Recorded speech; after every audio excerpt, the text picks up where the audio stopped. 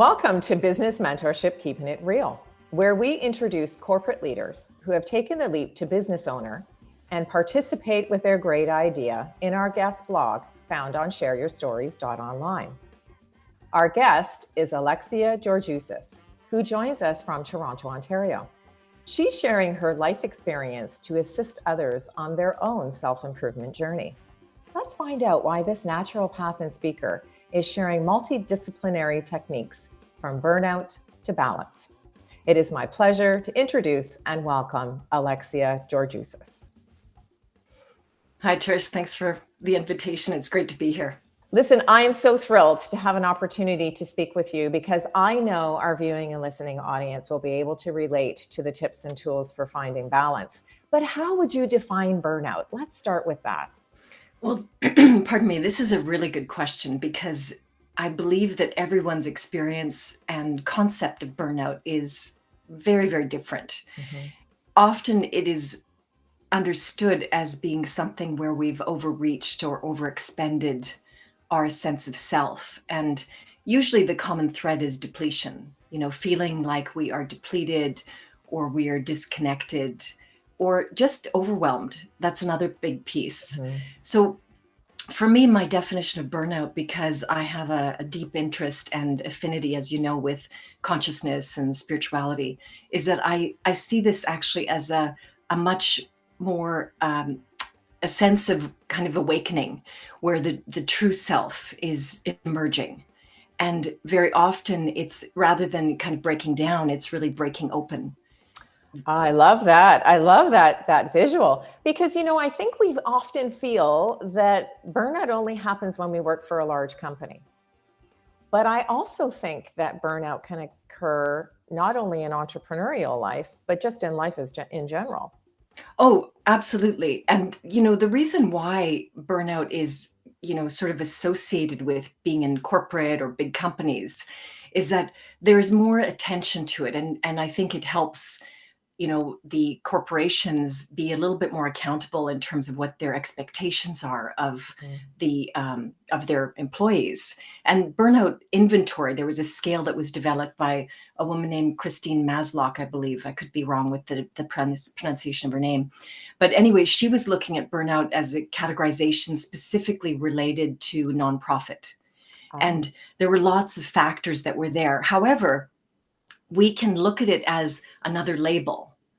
I'm not a huge fan of labels because I think labels can create a sense of identity. Mm-hmm. They can provide good information, Mm-hmm. but it's also, what do you do with that, right? When we think we know everything about something or someone, then we cut ourselves off from any newness or any curiosity. Right. So you're absolutely right. This can happen to people, whether it's in a health challenge that comes up, or a marriage that breaks down, a relationship, a sudden death, any kind of sudden change, or any kind of unexpected, event that makes us question who we are and what we're doing.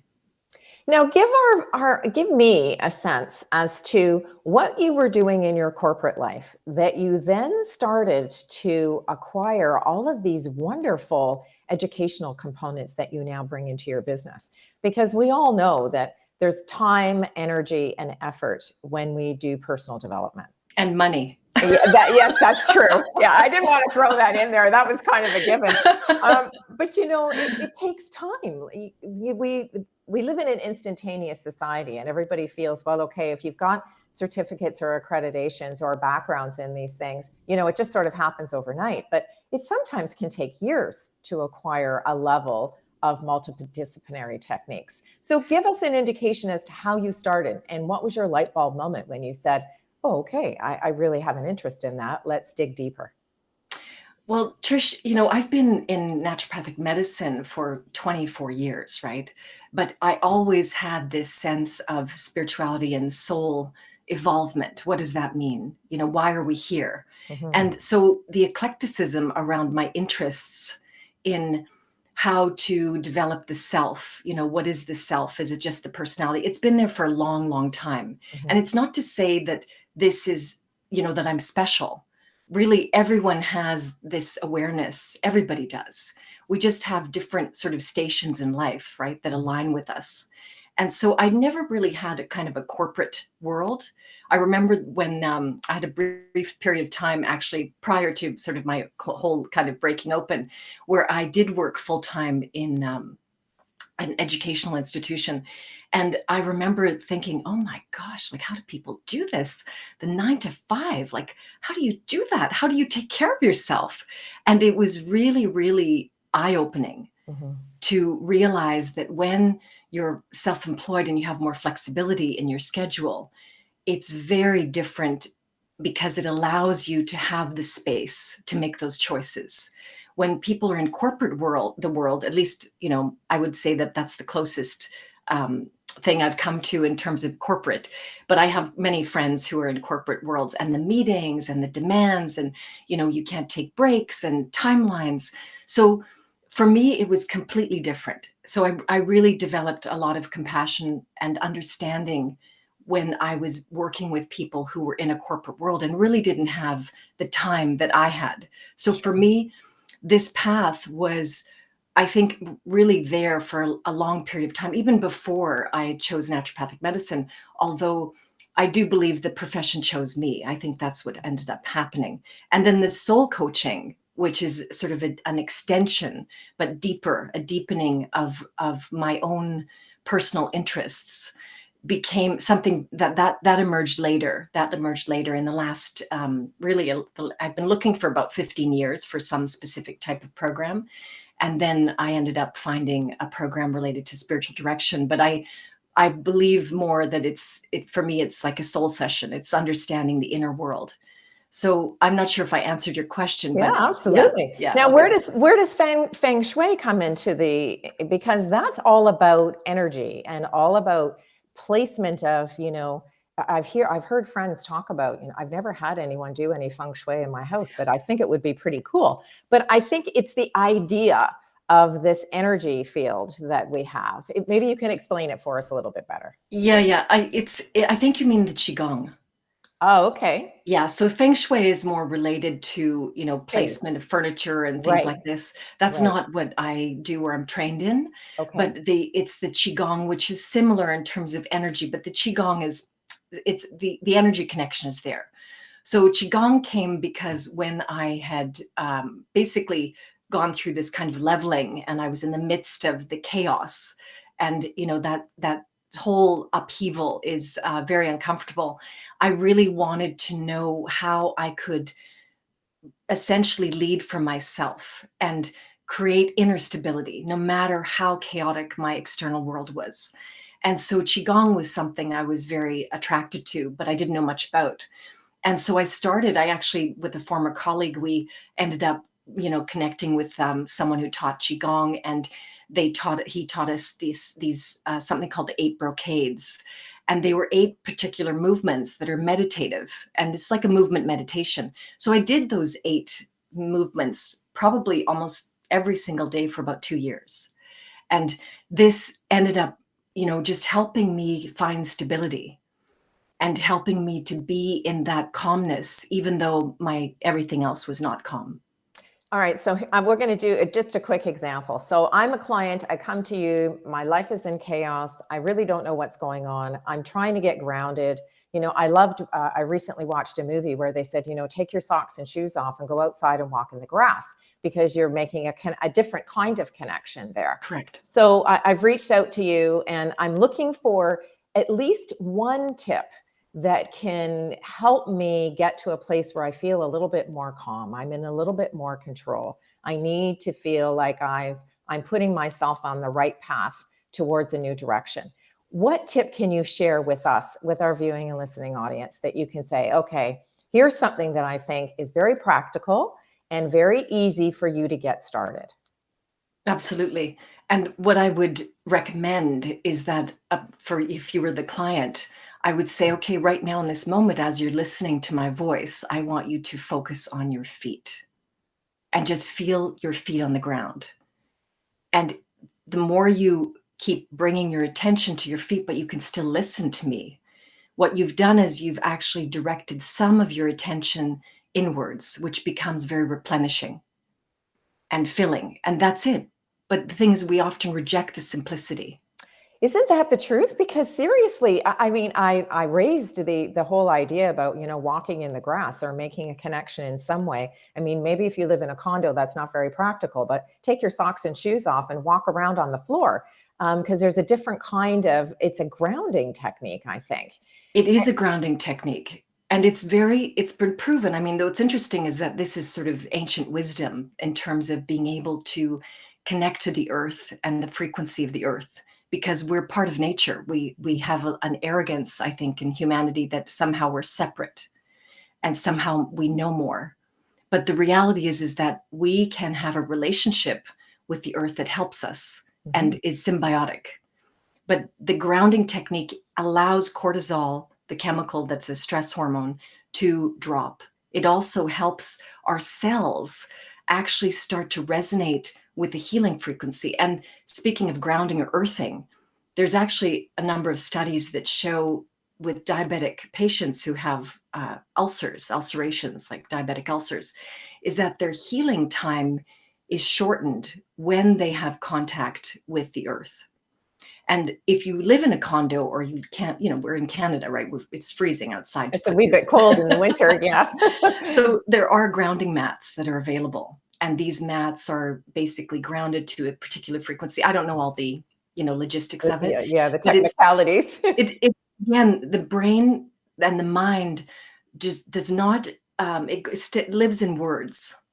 Right. But when we shift to sensation, that's why creative work, whether it's music or art, dance, anything, it takes us out of the thinking mind and the words. Sure. And then the body can actually start relaxing because it just feels, instead of trying to understand. If I said to you, as a client coming in and you said, look, I need to get grounded. And if I just said, well, just relax. That's a really hard thing to do. Your mind will just go, what does that mean? Exactly. The body doesn't understand it. That's right. But when you bring attention to sensation, it's very, very different.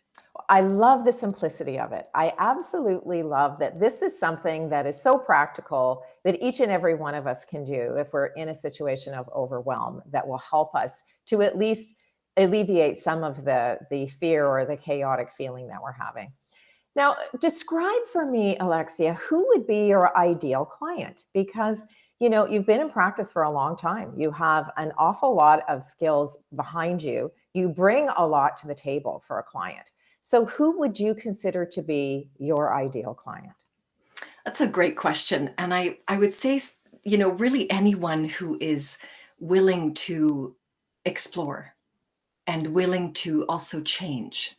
Because in order for us to, I believe, be healthier or be more content, we do have to be willing to let go of old patterns or ways of living that maybe don't serve us. Right. It doesn't mean, you just annihilate your entire life. It just means that you really become accountable and responsible to, what choices can I make?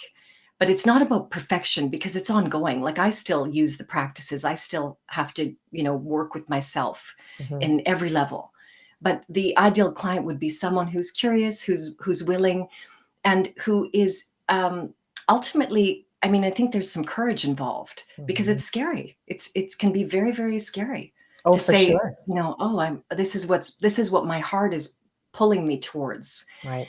But yet I feel like I should do this. Listen, any kind of change is, takes you off your game for a little while, right? Yeah. And I think it's making the human connection with someone who we feel has the skills and expertise to help us overcome some of these obstacles.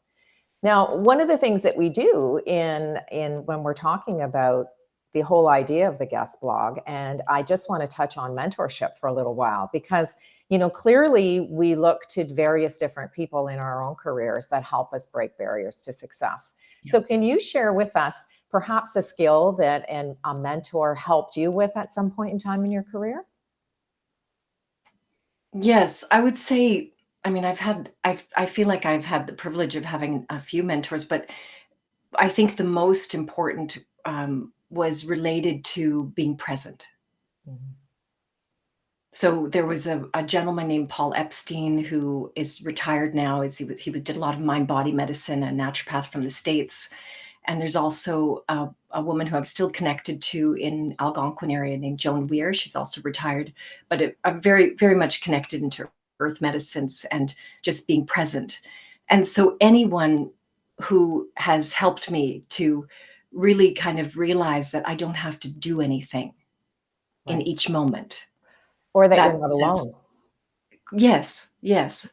The other part is absolutely feeling alone, and that's, we are alone in many ways, but aloneness is very different from lonely. Yes, isn't that so true? That is so true.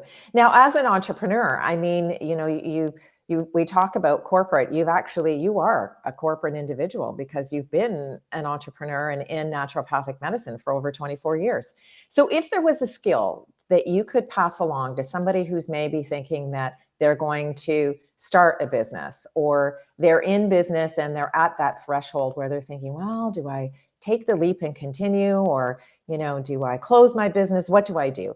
Is there a skill or something that you can share with an individual that you would say, okay, look at it from this angle or this perspective while you're making your strategic plan or you're taking a look at your overall business strategy?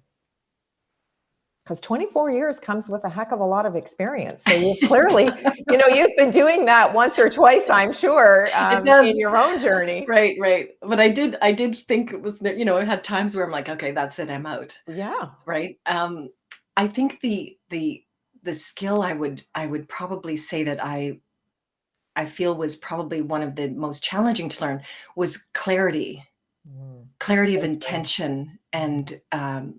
and boundaries.